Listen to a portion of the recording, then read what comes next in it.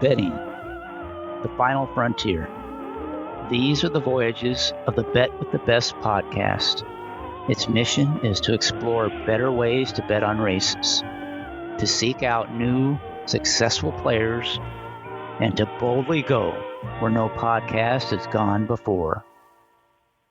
The Bet with the Best podcast is sponsored by Amwager, an ADW built by horse players for horse players. Speed, power, and ease of use are at the core of Amwager, designed to give players the information and tools they need to quickly make anything from a simple win bet to a complex, structured Superfecta or Pick 5 wager. When you combine that with data and pool updates that are up to 60 times faster than the competition, Amwager is the clear winner in wagering on races online. Those are just a few of the many special features that Amwager has to offer, along with live video and race replays, free, integrated form-to-win past performance information, conditional wagering, and true odds, which are a prediction of off odds based on all available pool data. That and much more. Amwager is licensed and operated in the U.S., and best of all, they will actually pay you to play. If you sign up now and deposit and bet $150, you will earn a $150 lump sum bonus. So there is no reason not to give Amwager a try. If you want to bet with the best, then you need the best tools to wager with. You need Amwager. Welcome back to part 2 of episode 25 with Mike Maloney, where we're talking about playing the Kentucky Derby. In part 1, we covered in detail aspects of handicapping the race and identifying where your opinions were. And now in part 2 with Mike, we're going to talk about how you turn those handicapping opinions into good bets on the Kentucky Derby. And I will pick up the interview where we left off now with Mike and I talking about the Kentucky Derby. So now we spent the first part talking about handicapping.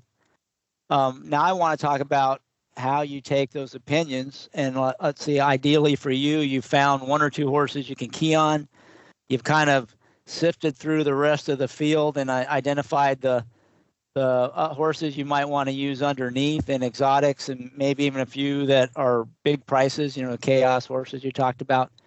So now let's talk about how you bet it. And I want to kind of talk about several other different ways you could bet. And I want to start with the win pool.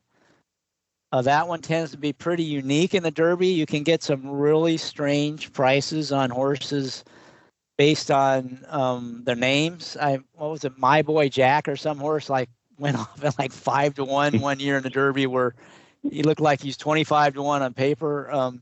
You seem to get that every year, a dollar bill or patch or whatever it is horse. So you can get some crazy win odds. And it's that 20 horse field we've already talked about that kind of distort what fair value would be relative to what you're used to. So how do you attack that win pool given that and given, kind of typical opinion you'd have going into the Derby? Well, I agree with you totally on the public tends to get off on some kind of tangent and overbets usually just one single horse for some reason. And it's usually a horse with a name in it that's a common name. There are usually two scenarios that will lead to a win bet in the Derby for me. And in many years, I will not make a win bet. But I'm looking for a horse that I have identified as by far the most likely winner. And if I get the right price, might even just be 5-1 on a horse that I am, totally convinced that they're the horse for that Derby. I have to factor in the 20 horse field. Yes, I have to do a lot of thinking before I make that bet. What odds will I accept? Not a lot of bouncing around at the last second. Usually in the Derby odds, it can happen once in a while, but you get a pretty good idea of what you're going to be dealing with, which is rare in American racing. You do have the Mattress Mac factor that he may come in, but you normally know what horse he's on anyway. It's normally not the one I'm on, so I'm insulated from that most years. But I pay attention to anything like that might affect the odds. I'll if I'm convinced enough that I'm getting the right value, I will go ahead and make a win bet on a horse, even if it's the favorite. The other likely scenario for a win bet for me is the horse that I, through my studying, have found what I think is some hidden angle or hidden to some degree that's going to offer value, and he may be 20 to 1. I will, make a win bet in a certain scenario there, knowing that maybe I have a horse or two rated above him as far as actual chances of winning, but the price is just going to be good enough that I can't live with myself if the horse pays $45 and he was my third choice, and I knew he had upside to where he could outperform that possibly. So those are the two most likely scenarios where I would make a win bet. All right. Would you ever bet more than one horse? Say you had two of those 20 to 1 shots that you thought, just the same thing you just described, but you had two of those. Would you ever consider betting both, or would you choose one? Or I'm just curious how you'd handle that, because this is maybe the one time you might consider that, in a 20 horse field. I don't, just personally, doesn't mean it's right or wrong. I don't think I've ever done that. If I were, if I saw more than one horse that I was interested in that, in the long shot realm, I would probably be more inclined to get into the horizontals and try to get live to both of those horses.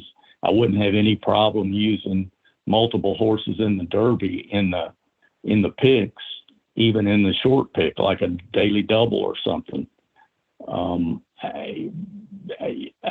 would just, all that is just always factored in on the actual scenario that comes up, and I'm always trying to tailor the bet to my opinion, rather than getting ahead of myself and I want to get into this pool. So how do I get into it? What horses do I pull into that? I'm always just trying to handicap the race, look at the board, and say, how can I take advantage of what I see that's out of line on the board? So it sounds like you don't play two horses to win, but you might be keying those two horses in vertical or horizontal plays, or using them anyway. But it doesn't sound like you'd ever be playing, at least unlikely that you'd play more than one to win in that scenario. Yes. Okay, so what about place and show bets? A lot of people never make those. I'm included in that. But in a 20 horse field, on like a 20 to 1 shot, you might get a pretty nice place price. Is that something you would ever consider, or is it, are you, I'm not sure. Do you ever play place and show? And are you more inclined to do so in the Derby than you would be normally? Yes, absolutely. I don't play a lot of place and show, and in my normal horse play, most of that is done. Almost all the show betting is done like in some type of parlay situation, and I don't do a lot of it. the place betting, sometimes I'll factor that in. I don't like to bet the place, but in certain situations, I've learned that I will dabble in that during the normal racing day. As far as Derby weekend, one of my favorite things to do is to play a place or show pool, and I will vary the place or show bet. I'll determine that on how I see the race and how I see the particular horse. And a lot of times it ends up being based where if it's a lower price horse, it ends up being a place bet. And if it's a longer price horse or it's a really big field, it might be more of a show bet. And sometimes I'll even bet half the place and half the show. But I'll usually start out on sometimes anymore, I even start out on Thursday on Derby, and I'll start out with a smaller denomination and try to get something started on the cheap in my mind, a place show parlay, where I will that will carry over. It won't be a cash out situation at the end of Thursday or Friday. It will be something I'll be looking to run throughout the end of Saturday. And I have little things that I try to pull the initial outlay, the initial investment out at some point when if the amount gets up to a hefty amount, I try to take the risk out of it and just maybe play with the profits. Bad things can happen. Last year's immediately popping in my mind. Like most horse players know, we remember the bad beats at least as well as we remember the good wins. I had started last year on Thursday and Friday with better than normal success for me, and had a substantial sum going into Derby Day. I hadn't attended the Derby in a lot of years, and a good friend offered me a seating situation I couldn't pass up. So I rode on a bus with 30 other people up with him, and we didn't get there until midday to actually get to Louisville. But on the ride up, had my phone on, and I get to watch my whole parlay go down in flames on Goodnight Olive to place. So, and if you remember anything about that trip, it was very not painful a good trip. to watch. Yeah, no. It was not a good trip. That's the kind of things, just, like full disclosure here, that's the kind of things that can happen. But all in all, it's a great time to bet those pools, especially in Kentucky now, where you get full breakage, which, in my mind, tracks are still stealing from players their the true value of their wagers. When a show bet figures to pay $2.39 and they give you $2.20 at your track or at your ADW, that's theft, in my opinion. So, and that needs to be changed. But Kentucky racing doesn't always make me proud, but this is one time they have made me proud, and that's a huge change and a huge benefit to the bettor, and it makes the place and show pools on Derby weekend even more enticing for a good player. Yeah, I agree with you on the breakage. It's interesting. You kind of brought together like two previous guests that I've had on the podcast. They're thinking you brought together. Mark Kramer talks about doing a show parlay kind of the way you did, where he'll cash out his initial investment and he'll probably even take dividends out if it starts building up big, just so that he doesn't, completely flame out. But, he likes to do the same thing you described. I think it sounds very similar. And then Maury Wolf always, said that the best pools, betting opportunities in terms of dumb money in the pools are, the Derby Day, win, place, and show pools. So you're sort of taking advantage of both of those. That thinking in both of those, you're taking advantage of the pool with some dumb money. Now you're doing it in the state where they actually, give you the breakage, and you're doing a place show parlay, and I'm guessing you're trying to pick your, highly reliable horses in each of the races you're playing it in. So that's I've never done that before. You've never done that before? No, I've never. I don't know if I've made a place or a show bet, a real bet in a long time. I'm just more of a win only kind of player. So, but it's interesting. So anyway, you were going to say something. Involved. Yeah. We got to get you involved. With the racing golfers in Kentucky need some of your place and show money. Yeah, there we go. You might.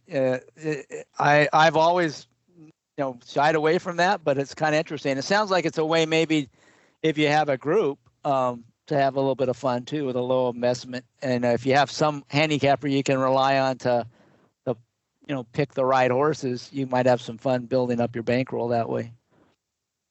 Absolutely. Okay, so let's move. Oh, anything else on that before we move on? No, I think we got it. All right, let's talk about exactas and tries. I'm going to kind of group those together. You can separate them out if you feel like you want to. But, given your typically you'll have one or two horses you can key and some other horses you want to use underneath. How do you structure your tickets on exactas and tries for the Derby, given that 20-horse field? One of the things that just pops in my head real quickly, this is just in the case that that I get live in a big pick into the Derby.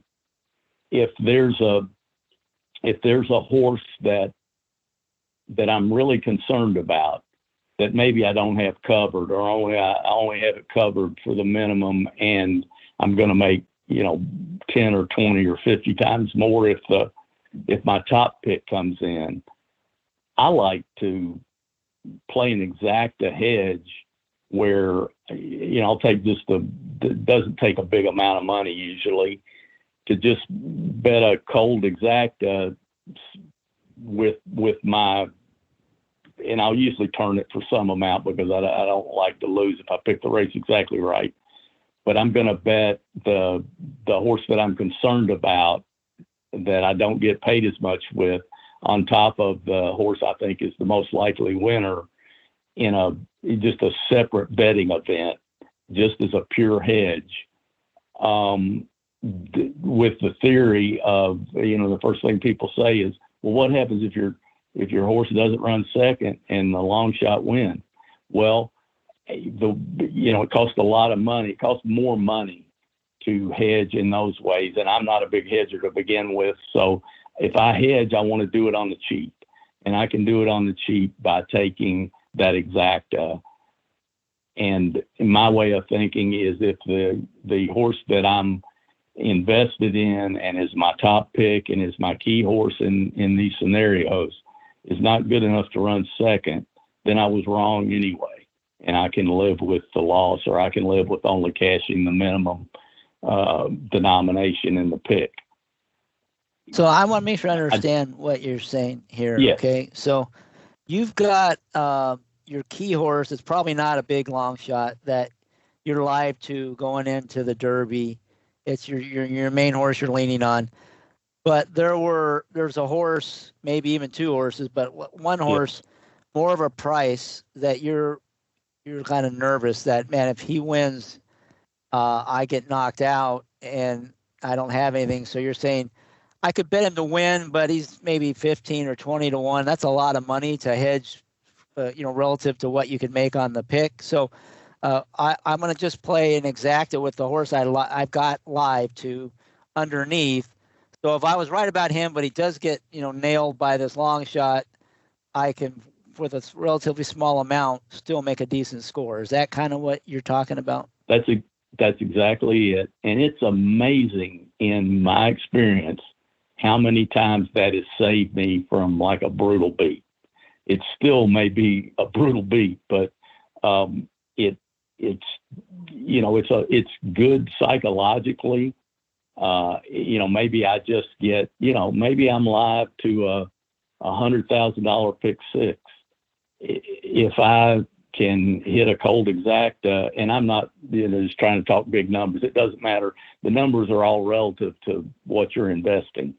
But for whatever amount, if I'm live to a pick five or a pick six or whatever, and I can get 20% of that potential payoff if the long shot beats my preferred horse, then that takes some of the sting out.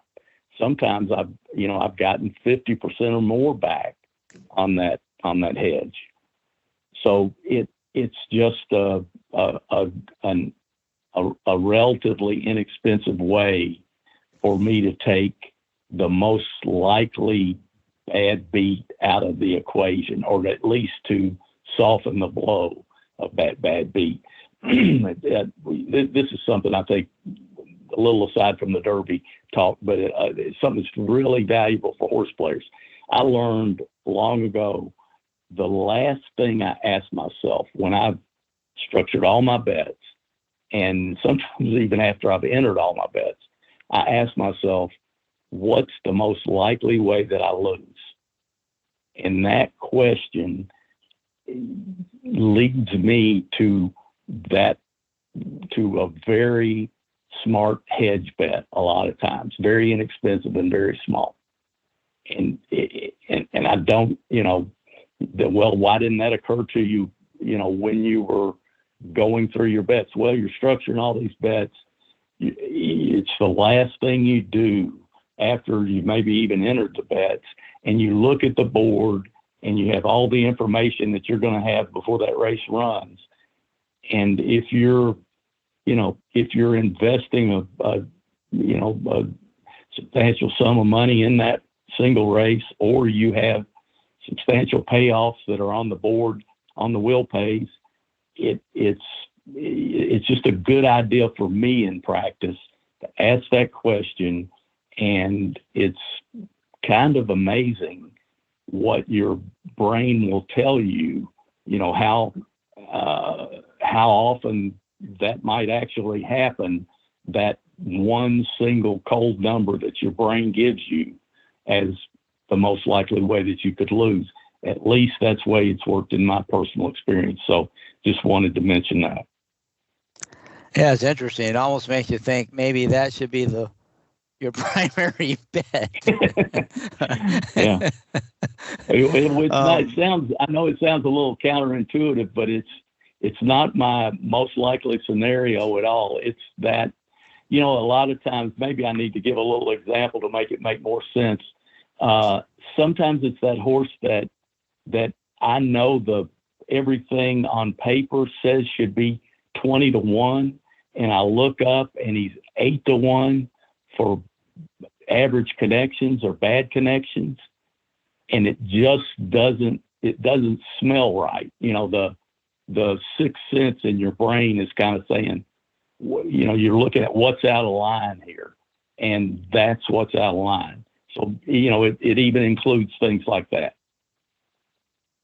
Yeah, I like it. I like it because it makes you break out of your normal mode of thinking, right? Like you said, you get locked in.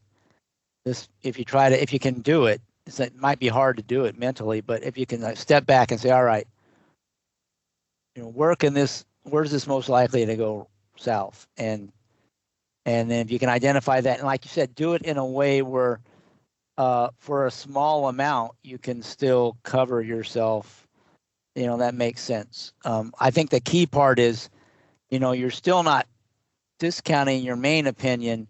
You're just saying, where's the one place where I might be wrong that could really hurt me, and let me cover that, and cover it in a way where I'm betting it still, make a little by betting a lot versus having to spend a lot, on insurance.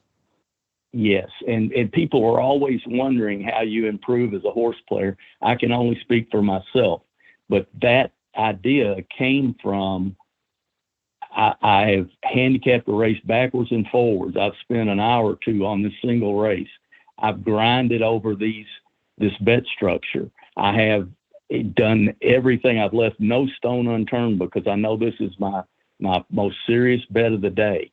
I do not want to say after the race, Mike, you missed this. Mike, you could have done this better. Mike, you could have included that. Mike, you should have seen that on the board.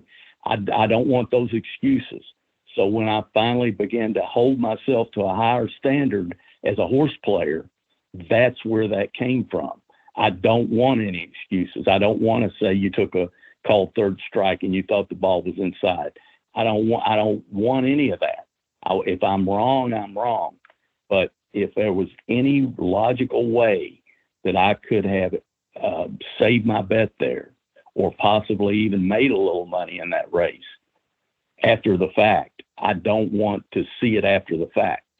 And so that's where that question came from. What's the most likely way that you can lose? So it's, it doesn't work, it just rarely works, but when it does, it always is a warm feeling for me because it came from really trying to improve myself as a horse player. I like it. And like you said, we got to continue to improve as horse players because the game keeps changing. And so I always like things that you do to challenge yourself to think differently. So back on the Exacta try, you talked about that hedge where you've got something live or how to hedge your main opinion, but how do you normally structure your Exacta and Trifecta tickets around your opinion in that 20 horse field, the Derby? Well, back to the same thought that we discussed earlier. I'm going to put consistency of performance. First, I have to find a horse that I like, that I think has the ability to do what I need him to do. But when, in a lot of 20 horse fields, there may be, 3 or 4 or 5 of those horses. But I'm going to pay less attention to the actual price. I don't want to take I'm not going to take a dramatic underlay, but I will sacrifice a little bit of value consciousness in favor of consistency and liking where this horse in his form cycle, and liking maybe the even though the trainer may not be the most high profile trainer, liking seeing a correlation between where this horse is in his form cycle and how this trainer brings his horses along, that those are in agreement, that they're both telling me the same thing. So first I want to believe in the horse that I'm keying. Once I settle on that, then I'm looking for value in the inclusions with him.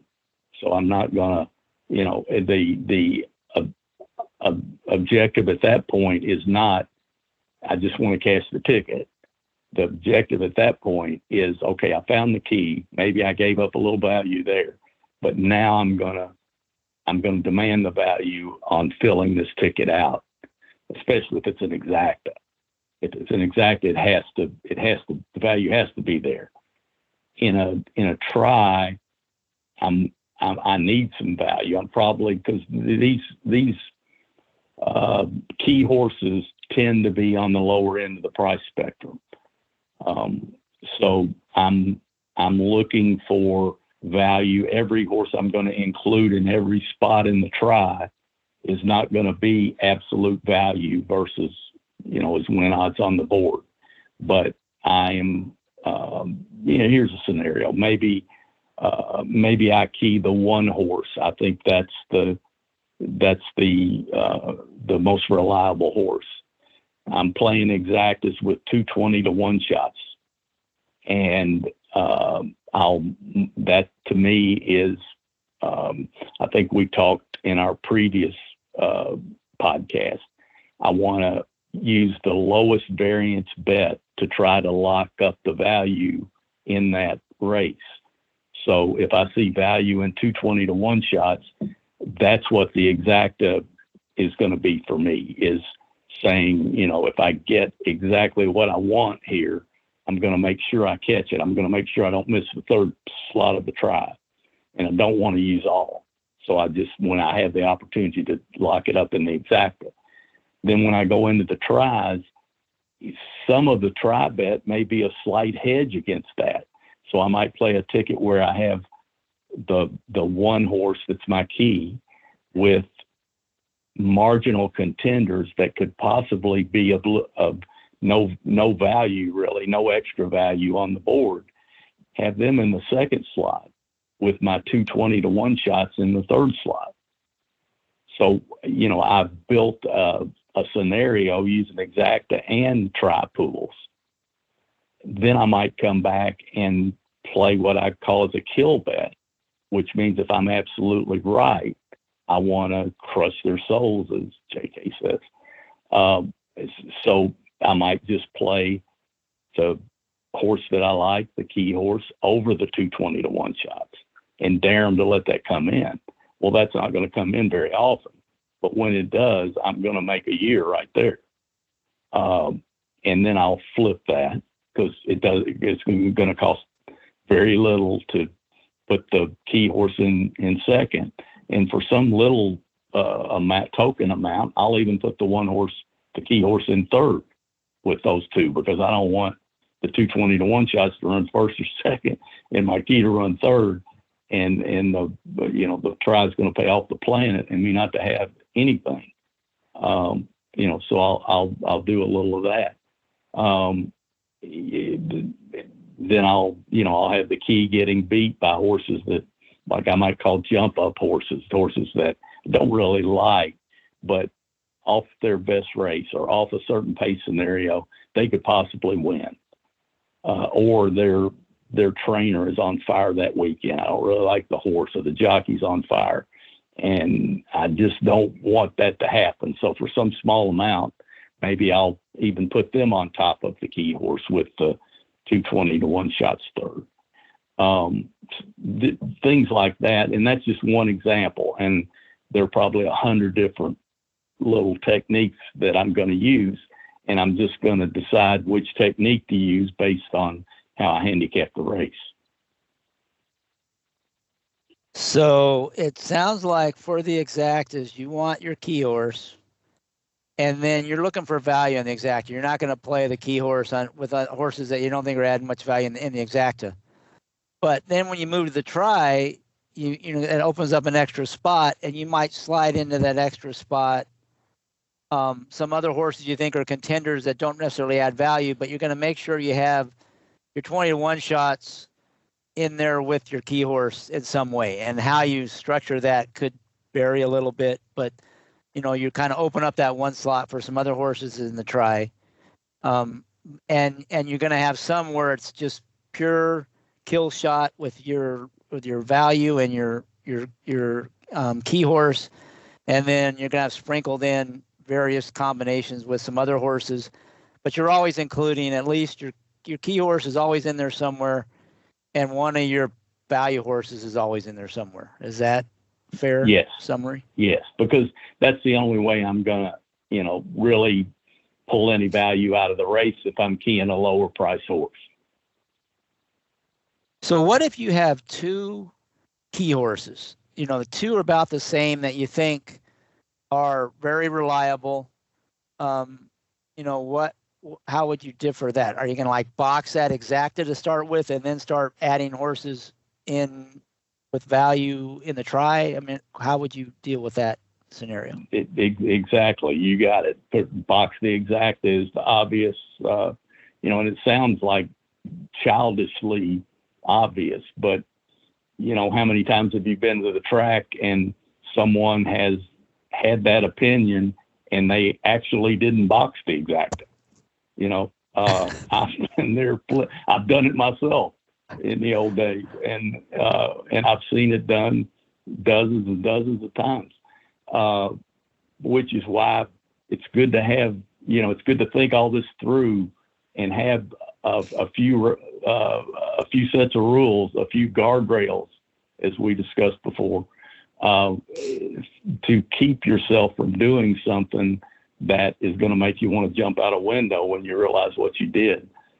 Yes, that's exactly what I'm trying to do. If I like two horses, and even if they're both big prices, I'm gonna box those horses in the Exacta.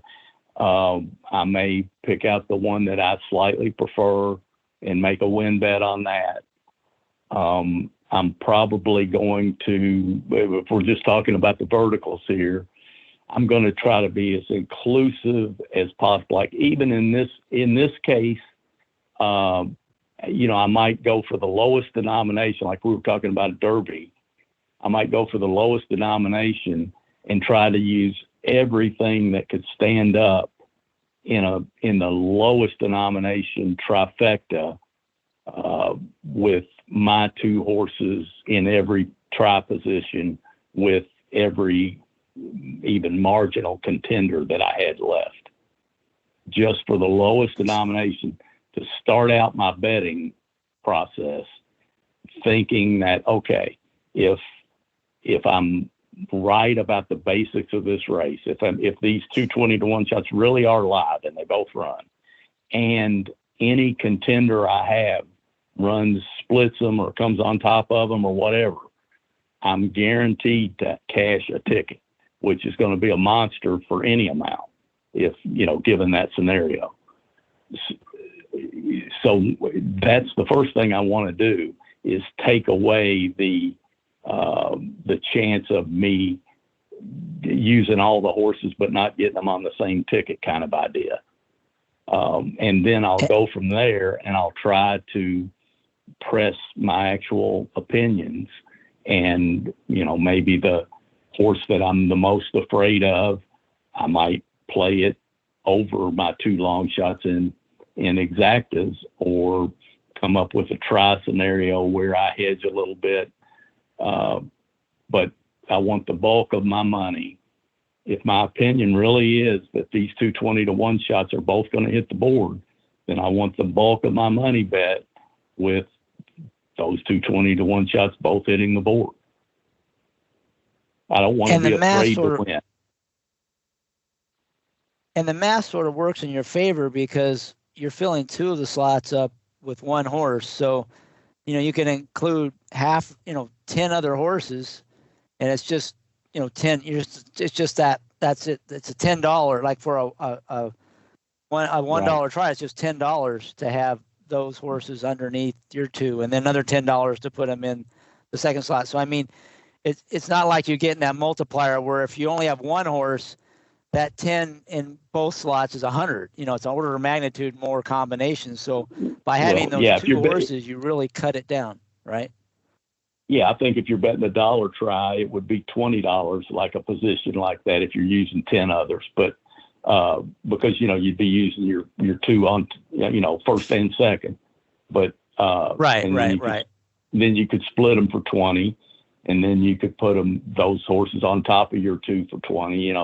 So you start out with $60, and then I mean, I don't know what the on Derby Day, there's just no real limit to what something like that can pay if you're right in that scenario on that day. So it's it's just the kind of situation, if I were, if that's a regular racing day, and it's a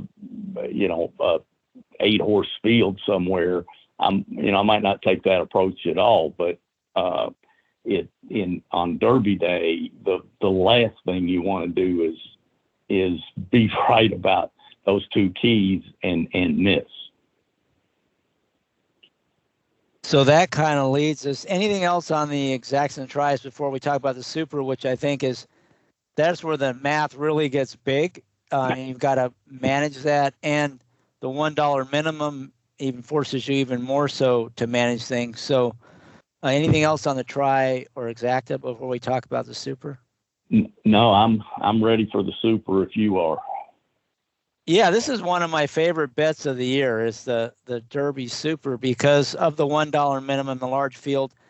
I really do think how you bet it is like much more important, or than always talk about how the betting is just as important as the handicapping. But in this particular bet, I think the betting's more important than the handicapping. How you structure your ticket, and you're one of the best at doing that. So I'm really want to hear about how you go about trying to tackle that $1 minimum Super on the Derby.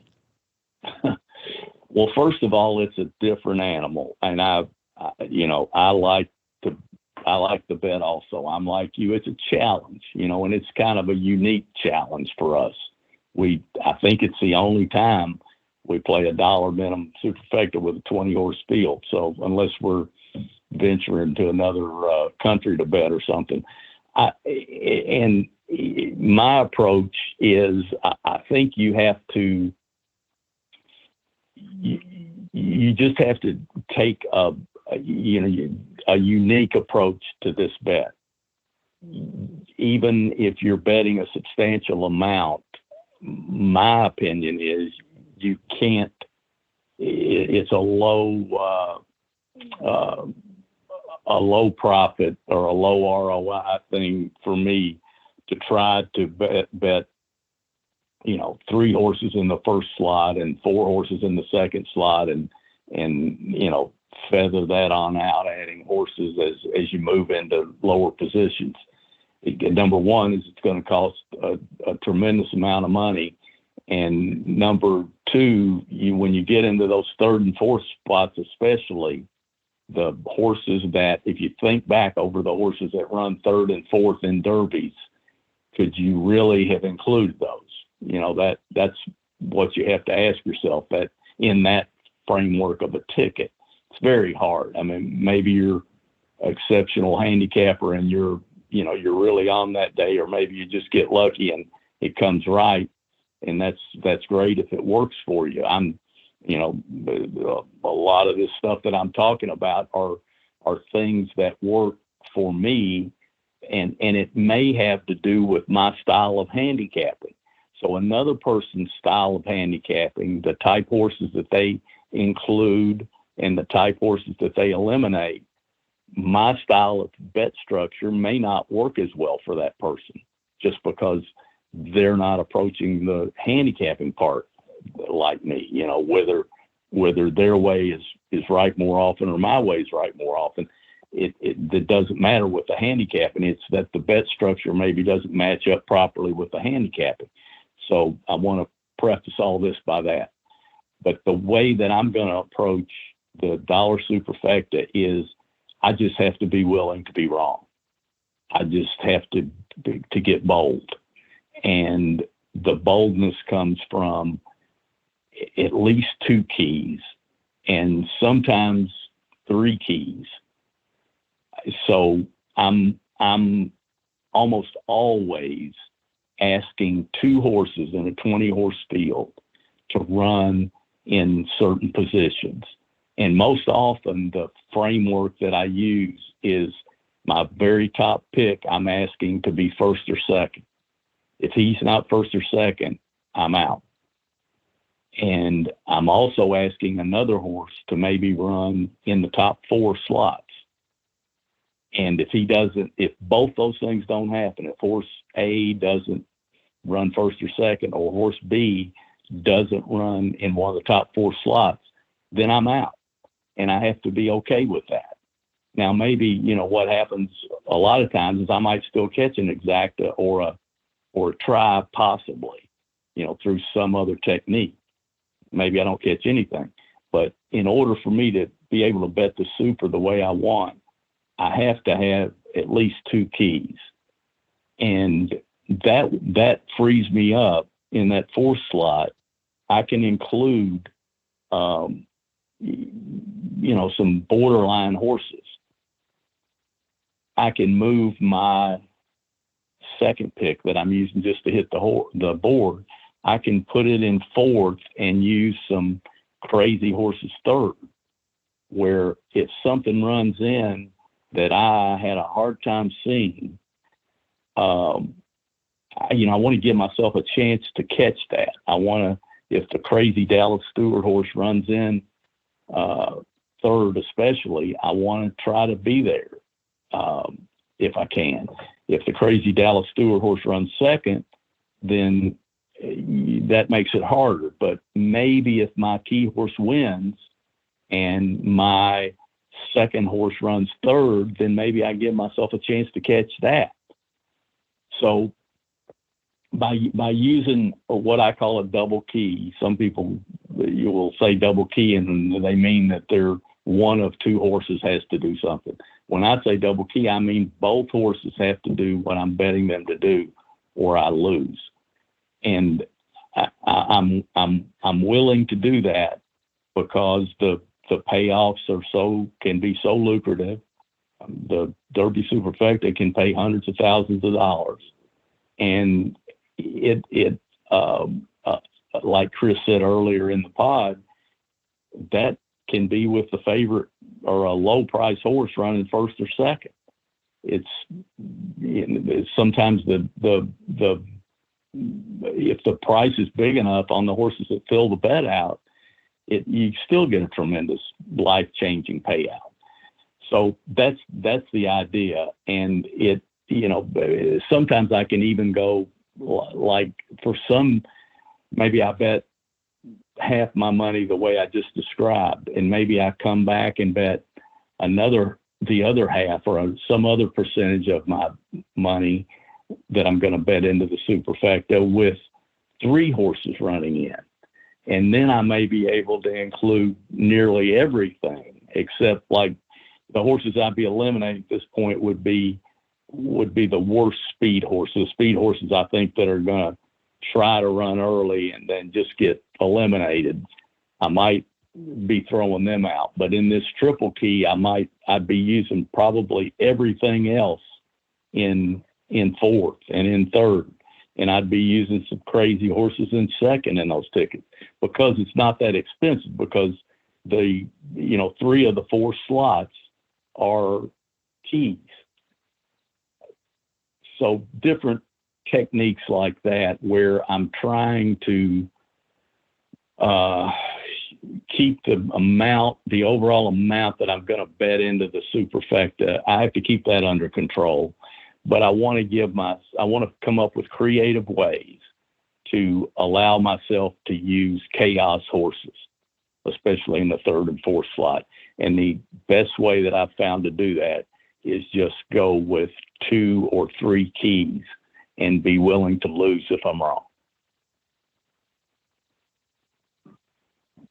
And that gets to your point of those 2 or 3 horses. You're looking for those. You're not worried about price. You're looking for horses that are reliable and the ones most likely to run well, and hit the board. That's really what you're focused on in those keys, right? Exactly. And sometimes some of these key horses that I'm keying to just be in the Superfecta are, fairly big prices. It's not unusual for me to be keying a horse that's 20 to 1 or more. It's just that I see what I want to see in him, and I think he fits the scenario, and I'm willing to roll the dice and hope that he's able to dink in maybe third or fourth, even though he might be beaten 6-8 lengths or more. Right. It's almost like you have like a primary key and then maybe 1 or 2 secondary keys, where the primary one you're sort of focused on maybe the one top 2 spots, and your secondary keys, you're filling out the underneath parts. But you might really lean heavier in terms of like one of those is the one you're putting on the top of the ticket for the most part. Exactly. And like you said, it's kind of like the math and horizontals. If you're only spreading in one race, you can be pretty liberal if you're like singling all the other legs. If you're spreading in 2 races, again, you can be liberal, but now, the multiplier effect comes into play. You're kind of doing the same thing as Super. If you have 3 keys, then you've only got one spread leg. And like you said, you could like even hit the oil button if you wanted to, because it's just all times, you've got those two horses, especially if you're like keying one of them on top. It's not that expensive to include a lot of horses in the one leg. If you have two legs, you got to fill out. You got to be careful there, because now that multiplier effect comes in. Even if you took out half the field, and even if you had 10 horses in that, 10 in both legs, still 100 combinations, right? So, it sounds like, though, if you're doing a 3-horse key, you're probably not going to leave much out of that fourth slot in that your super run in that case, right? It's going to be close to an all. Exactly. That's when I just described there, where the only horses I might be throwing out, and maybe I shouldn't even do that, but that seems to be something that you can get away with in the Derby, is the worst of the speed horses, tend to just be hopelessly beaten in a lot of derbies. So that, those are the type horses that I'm leaving out. And like you say, I'm including horses in the triple key that I would never be, I would never think it was wise probably to include them in the double key, but I couldn't afford to, even if I wanted to. Yeah. And in that triple key, so in the fourth slot, I could see being real liberal. In the third slot, are you still kind of trying to use them all in the second slot? I'm trying to use that. Probably in that scenario, I'm using, at least as many in the third slot as I am in the fourth slot. And here's the reason, because if in that scenario, if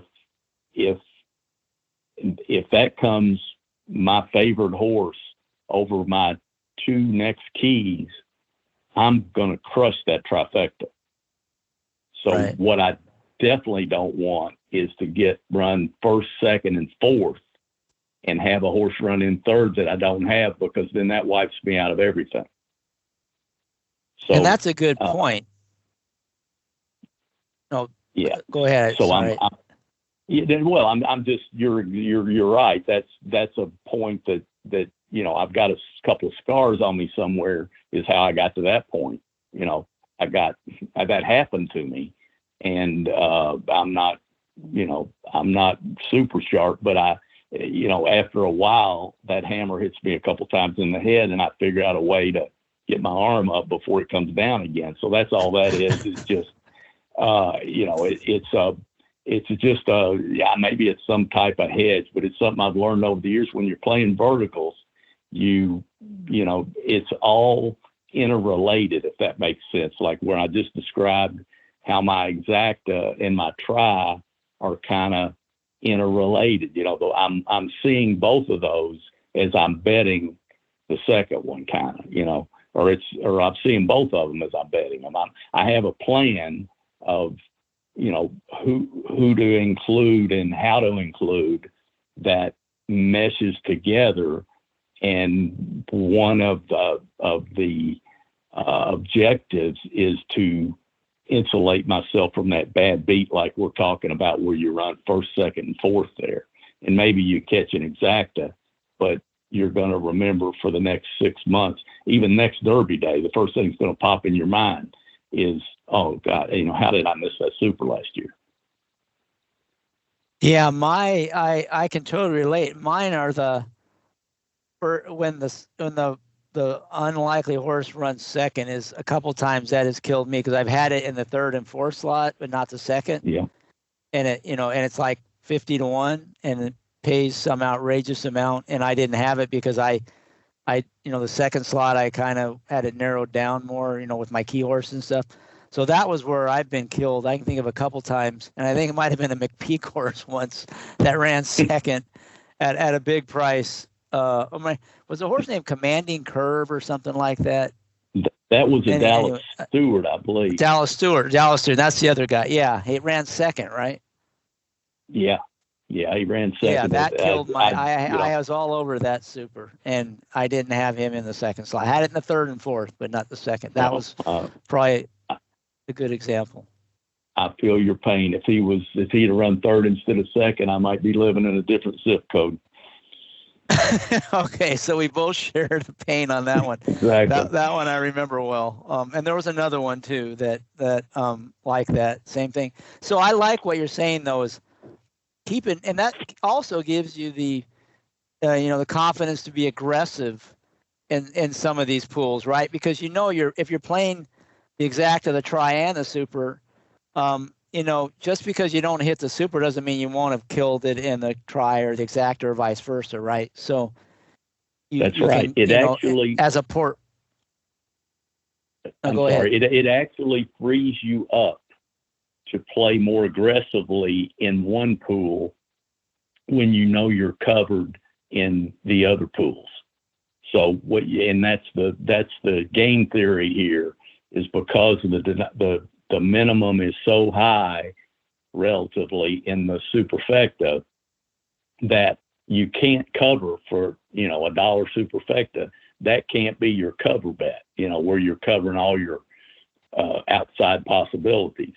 You have to cover in some other bet that's cheaper to cover, and then you have to really try to pick. You have to be, in my opinion, you have to be more willing to lose in the Superfecta bets. Yeah, and it's more like gravy. If your opinions are strong, and you have a good, and you're right about the race, then this is your chance for that, super score. No pun intended. Exactly. Whereas if you miss it by a little bit, you could still have done really well in the other pools and had a good day. This is just your chance to turn it into a great day, right? Yes, that's right. I like that. So let me see. Anything else on that super bet? I can't think of anything. I was going to talk a little bit about if it's a weak favorite, but I think the way you've described it, if it's a weak favorite, then you might include it in there, but it's not going to be one of your key horses, right? So.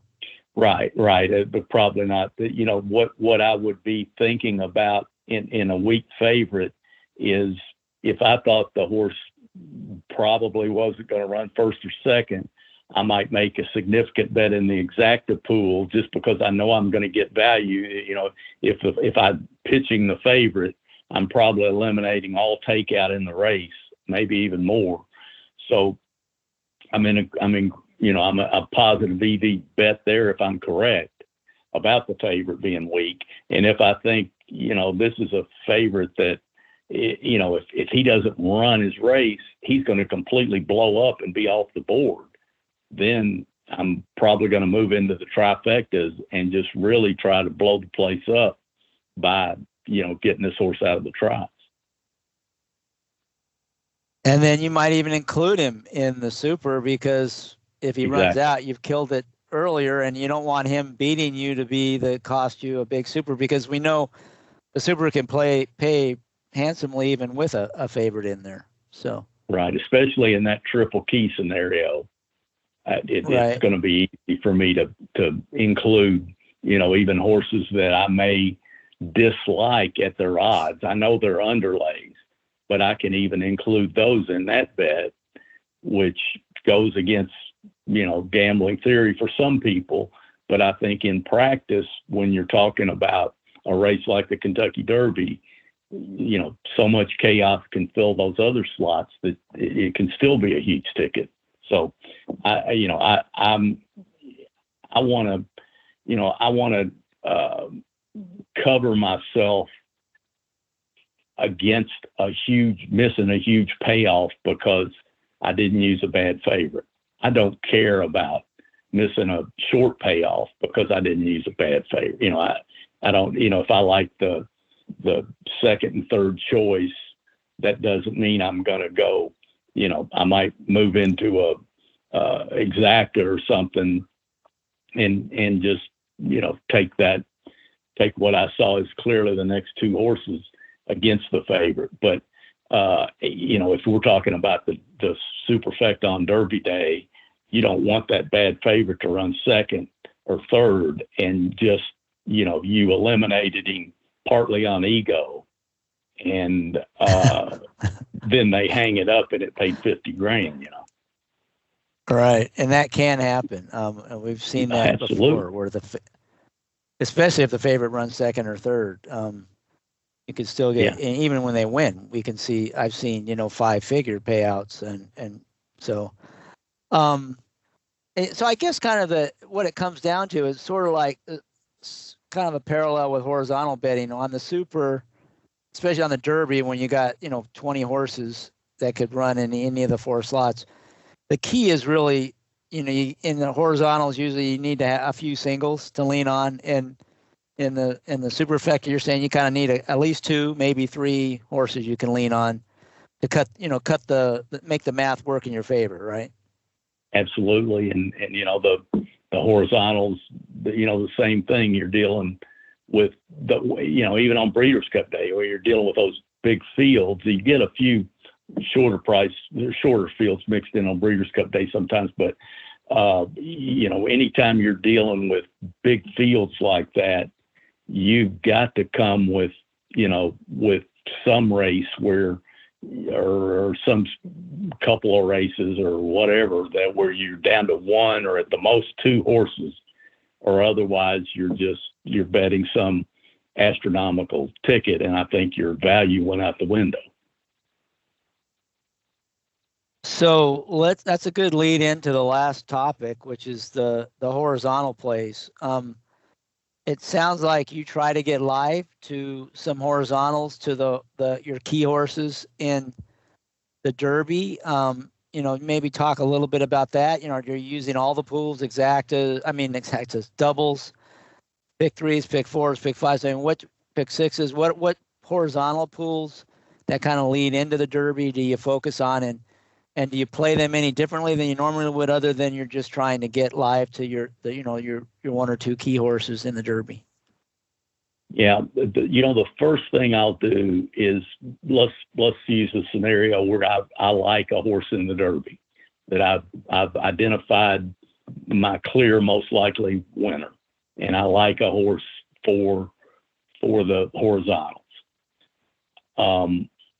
In that scenario, I'm going to go back to the pick 6, and I'm going to start with the pick 6 and just look at what my opinion is of, let's say, the first race in the pick 6. If I have a strong opinion in that race, or if I have a, let's say, solid opinion in that race, then I'm going to try to put a pick 6 ticket together. If I don't, there are lots of years where I might just skip the pick 6 or make some token, like really, really small, almost action-ish bet, just to say I bet one, in case I was just like out of my mind right all day. But a bet that really doesn't even factor into the daily limit. And all I'm thinking there, if it's a wide open race and I got to use 6 horses in the first leg of that pick 6, that's, I'm going to tie up a lot of money. And I still don't, I even if I get through that race, I've got 4 other races I have to get through before I get to my Derby horse. So for me, that's a low percentage play. Yes, that could be one that could pay a lot, but it could also be one where you tie up a lot and you blow out in the third leg of it, and then you've kind of painted yourself in a corner a little bit.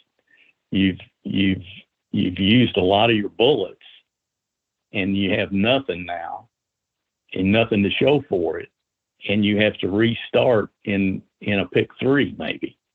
So you've really weakened yourself. So it's an important decision, and you weakened yourself in a race that you didn't like, which that's the part that I can't stomach about it. So I'd be willing to let the ego part of saying I hit the pick 6 on Derby Day, I'd be willing to forego that and maybe go to the pick 5. And, then I can get into a 50 cent scenario, and my coverage can be a little stronger. If I don't like either the first or second legs, if I don't like the beginning leg of the pick 5, then I'm not above going to the pick 4. And once again, making a 50-cent bet in the pick 5 where I'm just like, if all my picks come in and I hit it for next to nothing, then great. But I'm not going to worry about it. I'll just put that little tiny ticket in and move, and then maybe I'll play the pick 4. Well, that would be really rare if I went past that. By that point, one of those first 3 races, I'm going to have an opinion in nearly every year. So at that point, I'm not going to try. It's not going to be like a vertical where I'm intertwining those exactas, tries, and supers to all try to the totality of all those vertical bets are giving me an opinion and a chance to score out and also a chance to protect against bad beats, all woven into those series of bets. That's harder to do for me in the picks. So I'm going to be real picky about, no pun intended, real picky about which leg I start my main bet in leading into the Derby. And there's enough money there Derby day. It doesn't matter. You can wait to the pick 4 and, you can still win any amount of money if you're right. So let's just say in this scenario, the pick 4 is what appeals to me the most. The first 2 races, I don't have a lot of opinion in the pick 6. So I started in the pick 4, and now I can generate a lot more power in those press tickets.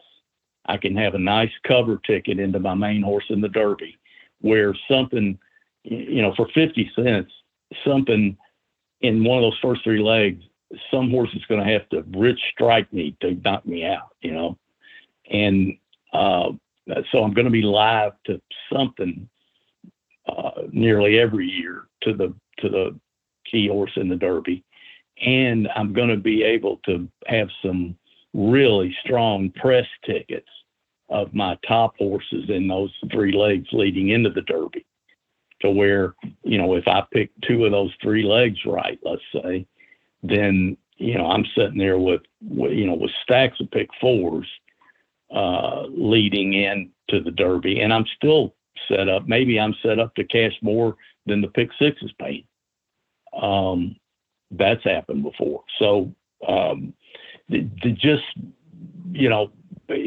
that's an important thing for me. And that's something that I had to learn through time is, every part of my emotional being wants to jump in as soon as that race comes up for the pick 6.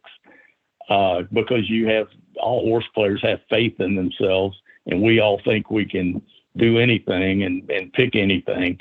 But if we're honest with ourselves, we have, better odds in some situations than others. So, long-winded way of saying one of the most important decisions you'll make is which sequence to try to play the most money in. And, I'm very careful about that on Derby day, and it varies, from year to year. And I always try to leave myself enough to where I can play a double if necessary, where if lightning strikes and I get knocked out by some horse that, maybe it's just the second or third choice, but I didn't like it and it beats me, where I have some bailout position where I can still try to get a double started and not be going over my limits that, and not be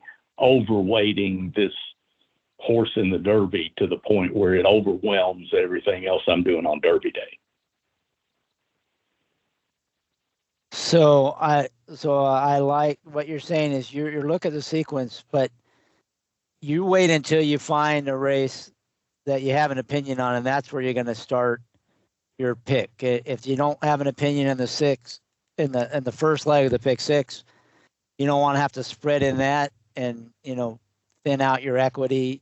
If you don't like any of the pick 5, if you do, great, you'll start there. If not, you go to the pick 4. Usually by then, hopefully there's one horse, you like that race, and that's where you'll start the picks. And the other thing I think to keep in mind, and kind of think you sort of hinted at this, is the Derby with 20 horses is like 2 races in the pick, right? It's like the number of combinations makes it, the payoffs be similar to, like a pick 4 is going to be more like a pick 5, and a pick 5 is going to be more like a pick 6. So even if you're on the pick 4, you're probably going to be getting pick 5 type payouts because of the large field size in the Derby. And you're kind of willing to sacrifice, keeping your money tied up in betting races you don't have strong opinions on, to wait until you get into the sequence where you actually have a strong opinion. Exactly, because what I have done in the past and what I still see people do is your opinion, your kind of target horse is in the Derby. And I see people bet they fire half of their bullets in a pick 6 where they don't have a lot of opinion, maybe in the first 2 or 3 races, or in 2 out of the 3 of those races. And, it's very easy to get knocked out. And now you've lost the risk reward is just not that great if you've lost 50% of your bullets and, you haven't even gotten to your key horse. That's just something, I think human nature leads you there, but you have to fight that. I think in gambling, your human nature and your human emotions are almost always wrong when it comes to proper gambling. So it's something to keep in mind. Another thing to point out is it just occurred to me that I've done this a couple times where maybe I don't like the first or second choice in the Derby. I just think it's totally wide open. But, there's some strong narrative about a horse or two that, this is a great horse. And I just don't see it that way. But I like the races that are leading up to the Derby. Well, that's a great situation to go, into the maybe the pick 4 or 5 and play lowest denomination, be selective in those races leading up, play multiple tickets to where if you're A's, if you can get through all the way, you have a bunch of horses in the Derby. If a B slips in on you, then maybe you have still your top 4 picks in the Derby. But that's a good scenario when you think the race is wide open, because if you get one $15 or $20 horse in those legs leading into that, and you get a bomb in the Derby, you're going to get paid. I mean, you're really going to get paid. So, that's another scenario that I use. It's not always like I love a horse in the Derby. So just another technique for dependent upon how you see the sequence leading in and how you see the Derby. Yeah, so that's if you want to fade the favorite and you don't have a strong opinion, you can still kind of leverage it if you have some good opinions in the legs leading up to it. Right, or at least give yourself a chance to get there, because that, if you're right about that ticket probably pays several times what a parlay will. That ticket could pay like your head's gonna snap back when you see the wheel pays and how much that's gonna pay if you get even one outside the box horse win in leading up to the Derby. And that's even better if you do like a horse that's not the favorite in the Derby, right? Because then you're more likely to be able to catch those prices leading up to it. Yeah, you're going to be, that's and that's kind of a fun scenario, because then you have multiple horses, and your main opinion is you think the favorites don't have to win. So then you have, you have a fourth of the field or or, sometimes even a third of the field live. And, if you're right about the favorites not winning, you have a decent chance to cash for a big ticket. And that might be one where you could do a little bit of hedging if you get to that scenario where you're live to six figures on 5 or 6 horses. Right. Then you can, you can take you can take the favorite beating you running second with the ones that are paying the most. Maybe you can take that bad beat out of the equation to some degree just by playing a relatively inexpensive exacta with the favorite over. Maybe if you have 2 horses that are paying way more than the others and you think they have just as much chance, maybe you put those on the bottom of the exacta to eliminate the possibility of your long shot horse that's paying, a new house leading by 2 at the 16th pole, and the favorite comes and nails him in the last step. Yeah, I could see that where that would be nice if you had that covered. Anything else on the picks?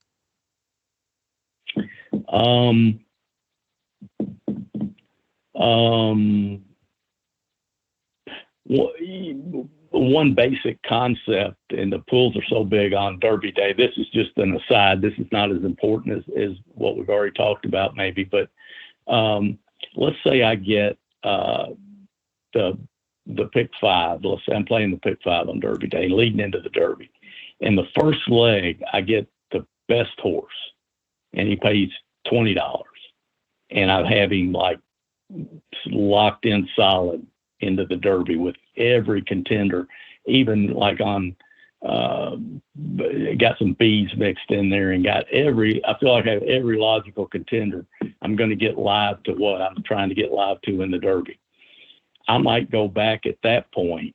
I'm still just going to bet horses I like, but I might go back at that point in the pick 4 or the pick 3 and bet the horses that, not try to cash, not try to hope for another long shot, like any marginal horses that I threw in that weren't one of my top 2 choices.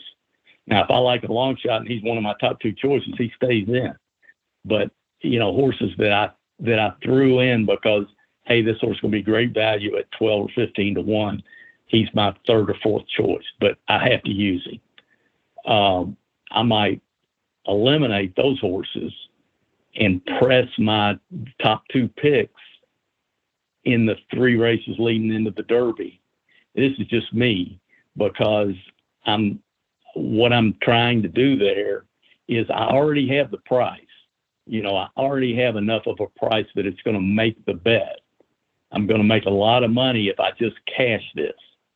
But now I'm going to take a little bit of money and I'm going to press my very best opinions, and they're whatever price they are, but they're normally going to be lower prices, into my opinion on the Derby. So if I do hit, I'm going to hit them both. I'm going to hit the pick 5 and the pick 4, but the pick 5 is going to pay toward the lower end of the range of the possibilities of what I have live, of the tickets I have live at that point. And I'm going to, and what happens sometimes in that scenario is one of your top 2 picks wins the other legs. Maybe your horse wins in the Derby, or your 2 or 3 horses or whatever you have. And yes, you cash a nice pick 5, but it's like if you were going to cash, it's the least one that could have come in after the first leg where you got the price. So I'm not going outside my top 2 picks, but I'm pressing that up to where if it comes completely logical into the Derby, I have a little extra ticket that doesn't cost a whole lot, but I'm going to have it several times, and it is going to sweeten that up a little for me. And then if I get beat out of that pick 4, really I'm hoping that I do, because if it's something I have. Because if another horse wins and pays $30, then I know I'm really going to set up, and I'm not going to be concerned about the pick 4 if this pick 5 hits. So just that's a little something that I do. May not be for everyone. And that's when you catch that price early, right? And so it's gonna it's gonna pay. That's only when if you could have picked the horse to win the first leg, that it wins. That's only in that scenario. So you could have pressed it in the original ticket, but you might end up pressing a losing bet, and so this way you actually know that you can press it with a less amount, and like you said, if some of the unlikely winners come in that are big prices, then your original payout is going to be really big, and if it doesn't, it kind of chalks out more at the end. You'll have pressed that and still made a pretty good profit. That's kind of what you're thinking. Exactly, and I think we've all had that, the kind of the feeling of we played maybe $150 in a pick 5, and after it's over, we cashed it, but we say, I could have hit that for $25. Right. It was like all my top plays. So you don't have it for you don't have it for $25. But if you come back with this, especially when you get that, you're in my way of thinking, I'm willing to let my third or fourth choice win one of those other legs now without me, because it's going to help me so much. It's going to help me exponentially in this pick 5, and they're my third or fourth choice for a reason. I want to press my best opinions. Yeah, that's interesting. I haven't done that before. I'm usually going to press certain opinions in the pick 5, but I can see where if you've caught that price, now it's cheaper to press, and you could still, like you said, come out with a pretty nice score, even if it gets kind of chalky after that, assuming you caught that price early. Exactly. Sometimes you might get a $2,000 pick 5 or a $1,500 pick 5, and you look back and say, yeah, why didn't I play more in the pick 5 is what you initially say. But then you say, it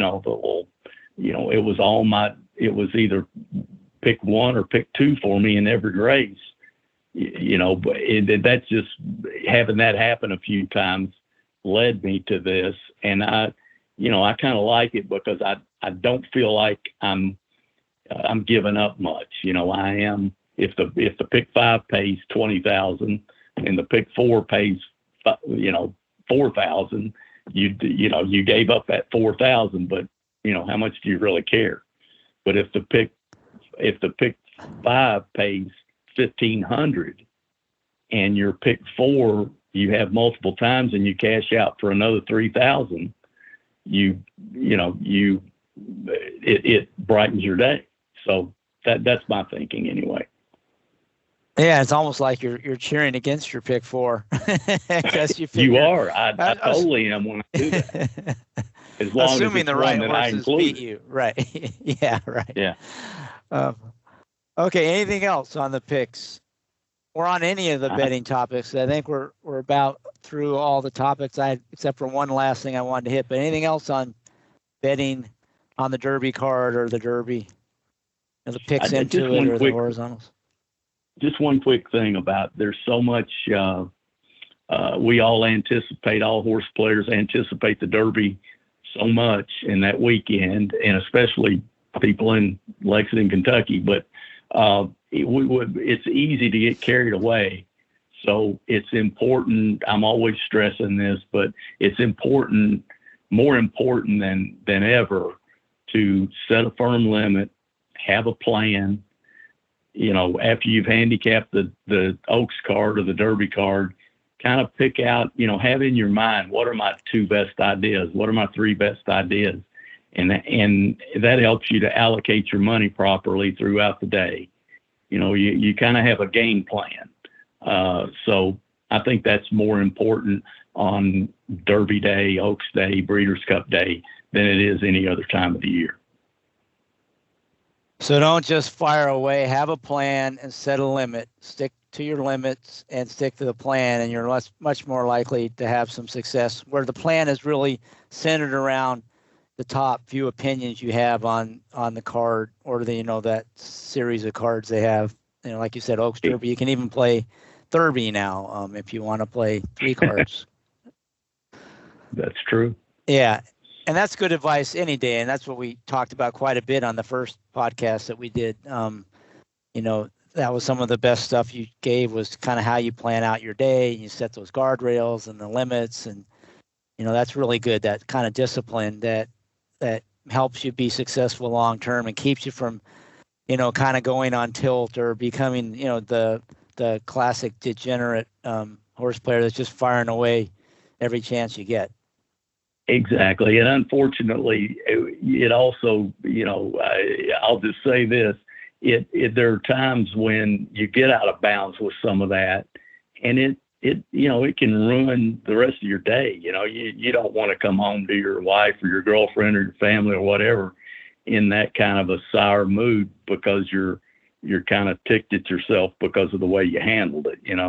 The way to avoid that, or the most likely way to avoid that, is just to think about it ahead of time and have a plan, and and kind of have an idea, a plan. I don't know if that rings a bell with everybody, but kind of think about, these are the 3 target races for the day, and I want to make sure if I'm operating with $500 and target race number 3 is the 13th race, then I want to make sure that I have $200 or $300 for the back end of this card, even if I don't cash a ticket early. And very few people in practice will do that. That's why your friends are always asking you for money by the 8th race. The old saying around the racetrack, as long as your friend has money, you're never broke. That's right. Okay. Well, I like to end on a positive note, and not that we've had anything really negative here, but a big score on the Derby. Share maybe a memorable score. It doesn't have to be a big score, but a memorable Derby score. And I'm sure you've had some. Just maybe share one of those with the listeners. And given that you've been playing this game for a long time and you're based in Kentucky, I'm sure you got lots of stories, but maybe just share one of them with us. Well, one that comes to mind, and I'm trying to come up with one that I didn't put in Betting with an Edge, but one that comes to mind was the Sea Hero that we talked about earlier. I was in the Horseman's Lounge. I had a few cheap horses then, and I was in the Horseman's Lounge at Churchill. I parked on probably can't do this now, but I came in the Horseman's Gate early that morning and parked in the Horseman's lot back by the barns, and actually walked over the same walk that the Derby horses do. And then before the race, I was with a fellow that had been a bloodstock agent and knew a lot of people in the horse business. He had worked for Bunker Hunt for years. And we walked back and to the backside before the Derby, and we're having a pretty good day. Just so I got to experience the walkover with the Derby horses, just to see what it was like, figuring that I would never have one, which turned out to be correct so far. So then that was an experience. And I'm sure you probably, security is up to the point where you can't do that anymore. But so we're in the Horseman's Lounge. The Derby's getting ready to start. We're going to watch it on the television there. At that time, I was recording my trips into a handheld tape recorder that just used little cassettes. And I would watch the race, and I usually watch it outside with binoculars, but on Derby day, we're watching it on TV. I'm calling the trips into the recorder, and the friend that I'm with, Joe, is he has convinced me. Sea Hero is actually my second choice, and he has convinced me to, that it was raining that day, just off and on. And he's saying every drop of water that falls out of the sky moves this horse up another foot. Any kind of moisture that's in this track, he's going to absolutely love it. Well, by the time we go out and look at him in the paddock and so forth, and I move him into, my top spot during the day from second, Sea Hero. So he comes with his run, Jerry Bailey in the irons. I'm calling the race, something like the 16 is 4T, means 4 wide on the turn. The 12, 2T Vice, the horse is in a tight spot on the rail, or a path off the rail. And I'm trying to call 20 horses as they're coming around. And by the time the horses get to the 16th pole, it's obvious Sea Hero's going to win. And we're screaming into this tape recorder, jumping up and down. We've got picks live. We've got the Exacta. It was like my kill bet Exacta. We're going absolutely berserk. And he had not told me anything about this, but then he has a relationship with Mac Miller, and we walked back to the backside and were able to hear him talk about the horse and see the horse. And Mac Miller signed something for me, and it was just a really, it was one of the best gambling days I ever had. It was a great day getting to actually meet the connections, some of the connections of the horse, the groom, and so forth. And I kept that cassette for years in a move. Somehow I lost it, but 10 years later, I would put that.